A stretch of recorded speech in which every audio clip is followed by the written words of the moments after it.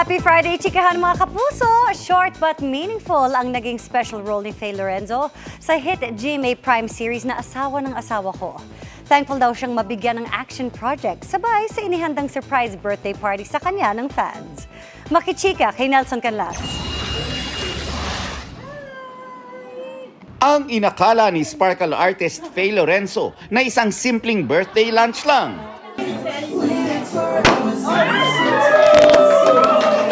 Isang surprise pala ng kanyang fans.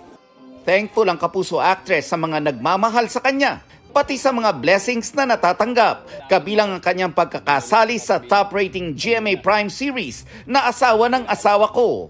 Kakaibang role ang ginagampanan ni Faye sa serye bilang si Mariposa. Binigay sa akin yung character, sobra akong natuwa kasi gustong-gusto ko talaga yung actions. So nung nakita ko yung character na yun, sabi ko, ay, kukunin ko to. Especially, Direk Loris yun.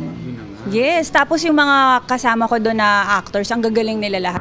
Ang karakter ni Faye, bagong babae sa buhay ni Jordan na ginagampanan ni Raver Cruz. Mas tumitindi pa ang eksena dahil tinutulungan ni Mariposa si Jordan na makatakas sa kamay ng kalasag. Hindi makapaniwala si Raver na patuloy ang pagtangkilik ng mga manonood sa kanilang serye. First of all, maraming salamat sa mga kapuso natin dahil naman sa kanila, sa suporta nila kung ba't na-extend yung show namin. Kung intense na before, mas pina-intense pa. Pati mga action scenes na nangyayari ngayon, halo-halo na yung emosyon, halo-halo na yung nangyayari.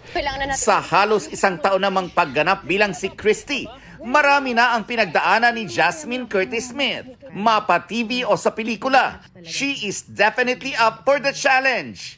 Kung saan last month ay nag-Meister Acting Workshop pa siya para may maibigay na bago sa kanyang pagganap.